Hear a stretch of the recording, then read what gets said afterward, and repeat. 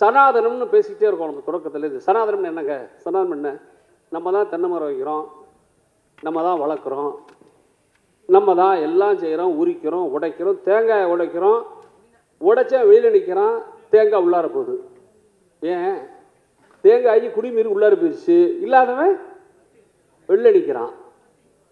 நம்ம தான் நந்தவனம் வைக்கிறோம், நம்ம தான் பூ தொடுக்கிறோம், நம்ம தான் உரப்பெல்லாம் நம்ம தான் விளைவிக்கிறோம், எல்லாம் செஞ்சு பூ தொடுக்கிறோம். சரமாக்கின பிறகு சரம் உள்ளார போகுது, பூச்சரம். சரத்தை உருவாக்கின வெளில நிற்கிறான். எதனால? சரத்துக்கு நூல் இருக்கு, சரம் உள்ளார போகுது, நூல் எல்லாம் வெளில நிற்கிறான்ல. என்னுடைய சிறிய அரசியலுக்கு எட்டிய வகையில் தமிழ்நாட்டின் மூன்றாவது பெரிய கட்சியாக தன் கட்சியை வளர்த்தெடுத்திருக்கிற திருமாவை என்ன சொல்வது? ஒரு சிம்பிள் அறைகூவல் மூலம், தன்னுடைய ஒற்றை வார்த்தையின் மூலம் இன்று தமிழ்நாட்டில் ஸ்தம்பிக்க வைக்க முடியும் என்றால் நான் அறிந்த அளவில் விடுதலை சிறுத்தைகளுக்கு மட்டும்தான் அது சாத்தியம் என்று நான் நினைக்கிறேன். இங்க இருக்கிற அத்தனை சிறுத்தைகளும் சொல்றேன், படம் பார்த்து ஒரு ஹீரோ தான் வருவான். ஆனால் வாழும்போது மட்டும்தான் ஒரு தலைவன் வருவான்ங்கிறது நீங்க மனசுல வச்சிருங்க. ஒரு அடிப்படை மக்களுடைய சிரமம் பசி தெரியாதவன் எப்படா எனக்கு தலைவனா இருப்ப? இந்த ட்ரோன் கேமரா பறந்துகிட்டே இருந்துச்சு, கவனிச்சீங்களா நீங்க?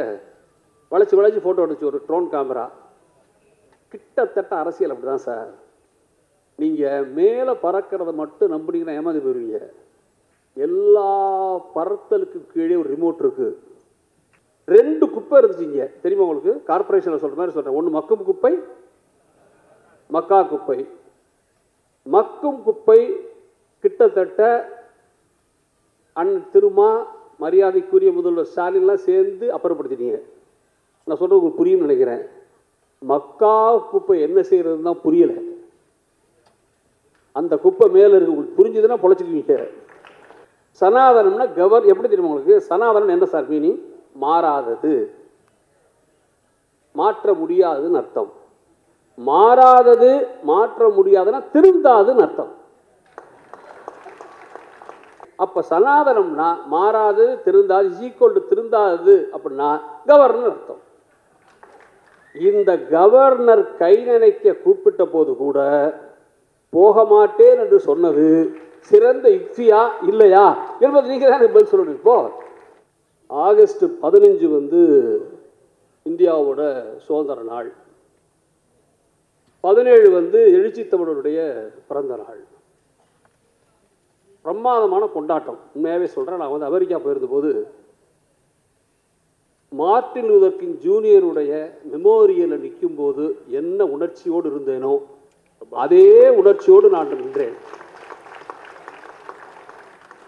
நான் இது மனவிட்டு சொல்றேன். 15 இந்திய சுதந்திரம், 17 எழுச்சி தமிழ் பிறந்த நாள். என்ன காம்பினேஷன் யோசிச்சு பார்த்தேன். என்ன காம்பினேஷன்? எல்லா ஊரும் எப்படி ஊர் சேரின்னு பிரிஞ்சிருக்கு. எல்லா ஊரும் சேரியாகத்தான் பிரிஞ்சிருக்கு. ஊருக்கு விடுதலை 15 என்றால் சேரிக்கு விடுதலை அண்ணன் திருமாவளுடைய பிறந்த நாள் என்று நான் நினைக்கிறேன். நான் இதை விளையாட்டாவோ ஏதோ பட்டிமன்றத்துக்காக பேசுகிறேன்னு நினச்சிடாதீங்க. நான் அப்படி பேசலை. நான் நிஜமாவே கேட்குறேன். இந்த நாட்டு அரசியலை ஆழமாக அளந்து பார்த்தவர் அண்ணன் நாஜித் சம்பத். நான் அதை நான் சாதாரண சொல்லாத. என்ன 8 ஜெயில் இருக்கு தமிழ்நாட்டில். 7 ஜெயிலுக்கு போனவர் அவர். 7 நகைச்சுவைக்கு இல்லை. 7 ஜெயிலுக்கு போனவனா உள்ளே இருக்கணும் பார்க்கறதுக்கு போகலவர். அவரே ஜெயிலுக்கு போனவர். பல வழக்கை சந்திச்சவர். அதனால் அந்த அரசியல் பற்றி பேசுவதற்கு வெறும் வாயால் பேசியே திரிகிற கோஷிகள் நிறைய ஆகிட்டாங்க தமிழ்நாட்டில். இப்போ உண்மையாகவே பேசுவதற்கு தகுதியுள்ள ஒரு நடுவர்கிட்ட நின்று பேசுவதில் நான் மிகுந்த மகிழ்ச்சி அடைகிறேன். நான் ஒன்று சொல்லிட்டு போகணும்னு நினைக்கிறேன். இப்போ என்ன எனக்கு தோணுதுன்னா, நான் தொடக்கத்தில் ஒடுக்கப்பட்ட மக்கள் சொன்னால் இது நீங்கள் வெறும் பொருளாதார ரீதியாக புரிஞ்சுக்காதீங்க. சனாதனம்னு பேசிக்கிட்டே இருக்கோம் நம்ம தொடக்கத்தில். சனாதனம் என்னங்க? சனாதனம் என்ன உங்களுக்கு தெரியும்ல? நம்ம தான் தென்னை மரம் வைக்கிறோம், நம்ம தான் வளர்க்குறோம், நம்ம தான் எல்லாம் செய்கிறோம், உரிக்கிறோம், உடைக்கிறோம், தேங்காயை உடைக்கிறோம், உடைச்சா வெளியில் நிற்கிறான், தேங்காய் உள்ளார போகுது. ஏன்? ஏன்னா தேங்காய் குடிமி இருக்கு. புரியுதா உங்களுக்கு? தேங்காய்க்கு குடிமீறி உள்ளார போயிடுச்சு, இல்லாதவன் வெளில நிற்கிறான். நம்ம தான் நந்தவனம் வைக்கிறோம், நம்ம தான் பூ தொடுக்கிறோம், நம்ம தான் உரப்பெல்லாம் நம்ம தான் விளைவிக்கிறோம், எல்லாம் செஞ்சு பூ தொடுக்கிறோம். சரமாக்கின பிறகு சரம் உள்ளார போகுது, பூச்சரம். சரத்தை உருவாக்கின வெளில நிற்கிறான். எதனால? சரத்துக்கு நூல் இருக்கு, சரம் உள்ளார போகுது, நூல் எல்லாம் வெளில நிற்கிறான்ல.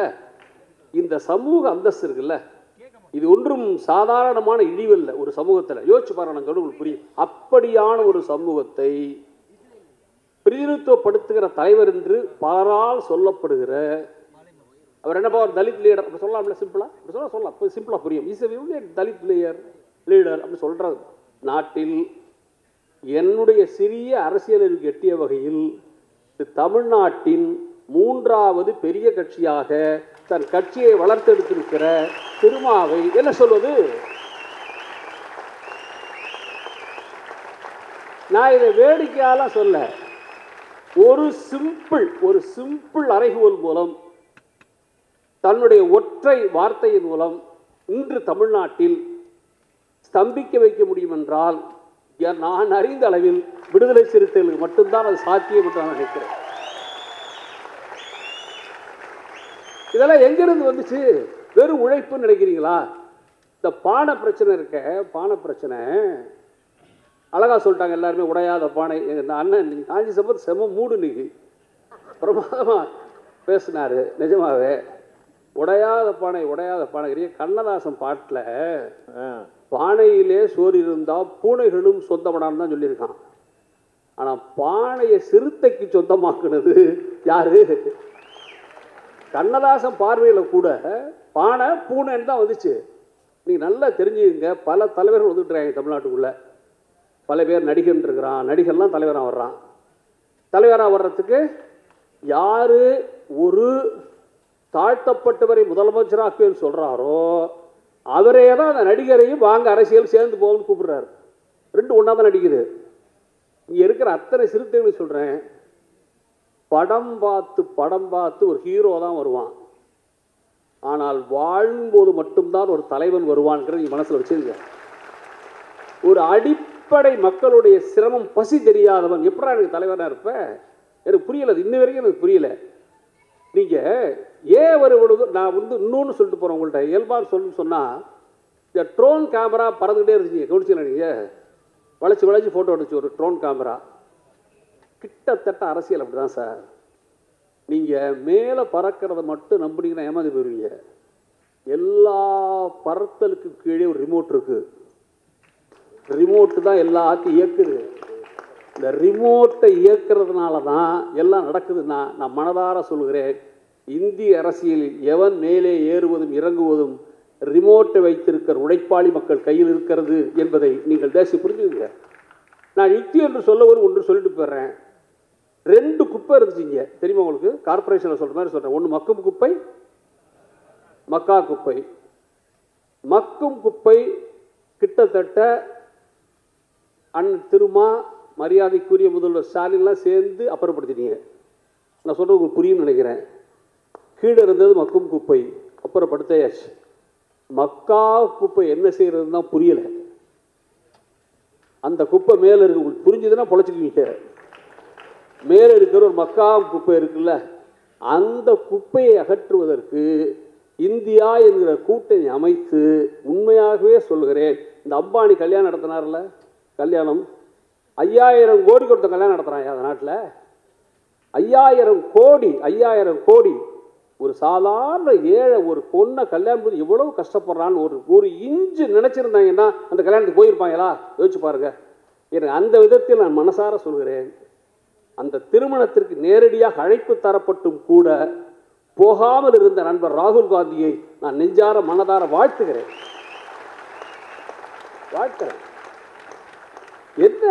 என்ன உலகத்தில் வாழ்றோம்னே புரியலையே எனக்கு. அப்போ ஏன் இந்த யுக்தியும் பேசுகிறோம்னா, நண்பர்களே இன்னொன்று சொல்லிட்டு போயிடுறேன் உங்களுக்கு.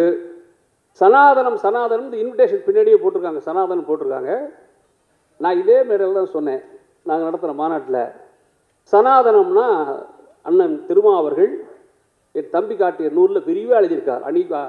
திரட்டுவோங்கிற புத்தகத்தில் சனாதனம் சொன்னால் 1000 விளக்கு இருக்குது. சிம்பிள் விளக்கு எடுத்து உங்களுக்கு சனாதனம்னா கவர்னர்னு அர்த்தம். விளையாட்டு சொல்ல என்ன வண்டி அரசு பார்த்துட்டு இருக்காரு. சனாதனம்னா எப்படி தெரியுமா உங்களுக்கு? சனாதனம் என்ன சார் மீனிங்? மாறாதது, மாற்ற முடியாதுன்னு அர்த்தம். மாறாதது, மாற்ற முடியாதுன்னா திருந்தாதுன்னு அர்த்தம். நான் சொல்ல சரிதானே? திருந்தாத ஜென்மம்னு ஒன்று சொல்லல. திருந்தாத ஜென்மம் இருந்த நான் லாபமாக கண்ணதாசன். நான் என்ன கேட்குறேன், அப்போ சனாதனம்னா மாறாதது, திருந்தாது, ஈக்குவல் டு திருந்தாதது அப்படின்னா கவர்னர் அர்த்தம்.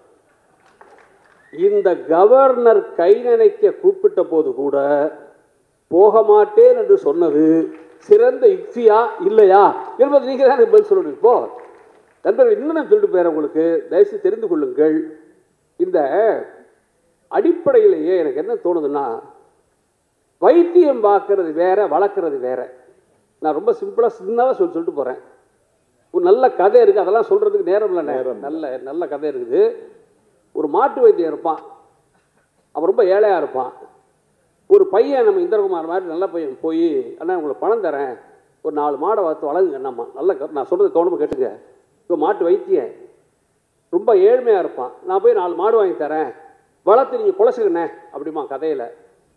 அந்த வைத்தியர் சொல்லுவார் பதில் அதுக்கு, தம்பி எனக்கு வைத்தியம் தாண்டா தெரியும், வளர்க்க தெரியாது. ரொம்ப எவ்வளோ பெரிய முரண்பாடு யோசிங்க. வைத்தியம் தெரிஞ்சவரும் வளர்க்க தெரியல.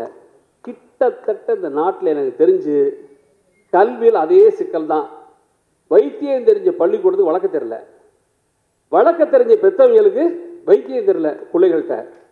இந்த தமிழ்நாட்டு கட்சிகளில் வளர்க்க தெரிந்த கட்சிகளுக்கு வைத்தியம் தெரியல, வைத்தியம் தெரிந்த கட்சிகளுக்கு வளர்க்க தெரியல. எனக்கு தெரிந்து வைத்தியமும் தெரிந்து வளர்க்கவும் தெரிந்த ஒரு பெரும் தலைவராக நான் மரியாதைக்கு திருமா அவர்களை பார்க்கிறேன். இதெல்லாம் வெறும் உழைப்பால் வர்றது நான் ஒரு நாள் நம்பலை. இதெல்லாம் வெறும் உழைப்பால் வருவதல்ல நண்பர்களே. நான் மிகுந்த நிதானத்தோடு சொல்லிவிட்டு போகிறேன். நல்லா தெரிஞ்சுக்க, இவருடைய கோர்ட்டில் ஒரு விஷயத்தை நான் படிக்கணும், அண்ணன்ட்ட கன்ஃபார்ம் பண்ணி தான் நான் படிக்க போகிறேன். இது ரொம்ப எனக்கு பிடித்த ஒரு கொட்டேஷன் அவர் சொல்லியிருப்பது. ரொம்ப ரியலிஸ்டிக்கான கொட்டேஷனும் கூட. இது என்னன்னு கேட்டிங்கன்னா,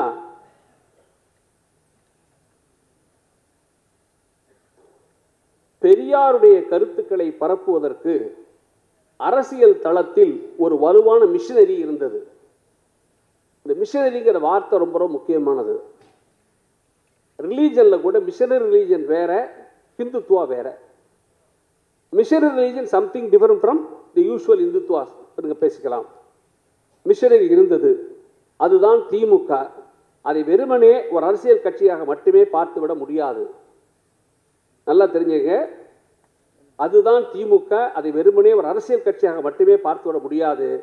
அம்பேத்கரின் கருத்துக்களை பரப்புவதற்கு அப்படி ஒரு மிஷனரி உருவாகவில்லை என்பதே உண்மை என்று மிக அற்புதமாக பேசியிருக்கிறார் அண்ணன் திருமா. இதுதான் சார் யுக்தி, இதுதான் யுக்தி. புரிஞ்சுங்க.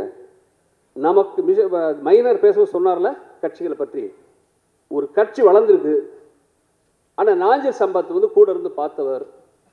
அண்ணா அந்த இயக்கத்தை திமுக ஆரம்பித்த போது பெரியாரிடம் வெளியே இருக்கிறார். ஆனால் பெரியாரிடமிருந்து விலகி அண்ணா எந்த இடத்திலும் அந்த நாற்காலியை அவர் முழுமையாக நான் பூர்த்தி செய்கிறேன்னு சொல்ல, எனக்கும் பெரியாரான் தலைவர் சொல்லிட்டு போனார். சொல்லி 67 யூட்டர்ன் அடித்தார் அண்ணா.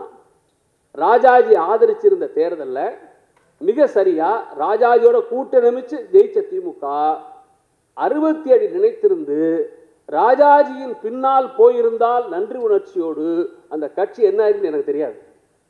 ஆனால் ஒரு யூட்டர்ன் அடிச்சு எதிர்த்த பெரியார் பக்கத்தில் நின்னார் அண்ணா.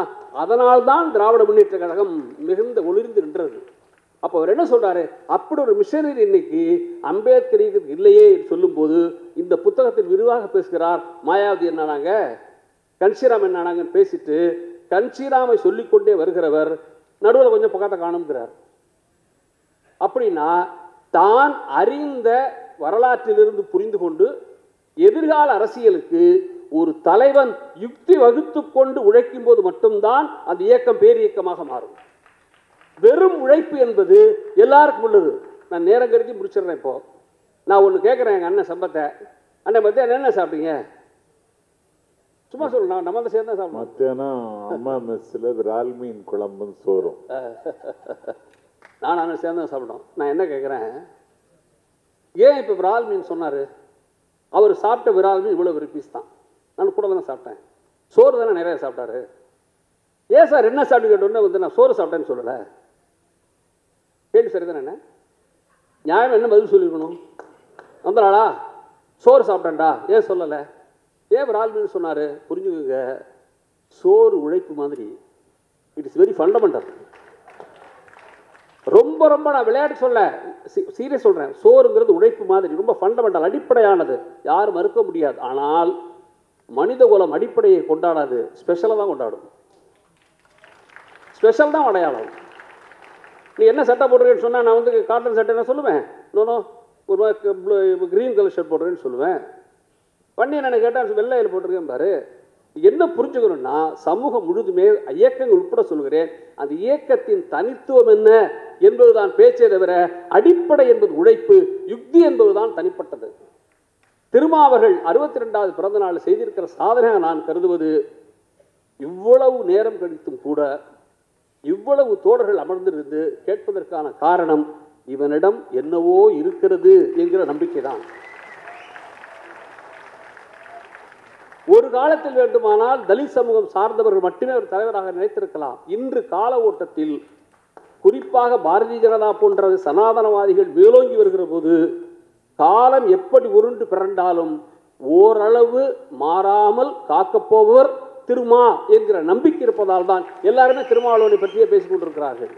எனவே இந்த பிறந்த நாளில் என் நெஞ்சார்ந்த வாழ்த்துக்களை சொல்லி, விடுதலை சிறுத்தைகளுக்கு என் நெஞ்சார்ந்த வாழ்த்துக்களை சொல்லி, கிட்டத்தட்ட காடு மாதிரி இருக்கு எனக்கு இது. ஏன்னா காட்டில் கூட இவ்வளவு சிறுத்தை ஒருத்தர் பார்க்க முடியாது. அவ்வளவு சிறுத்தைகளை பார்க்க வாய்ப்பை தந்து உங்கள் வணங்கி விடைபெறுகிறேன். நன்றி.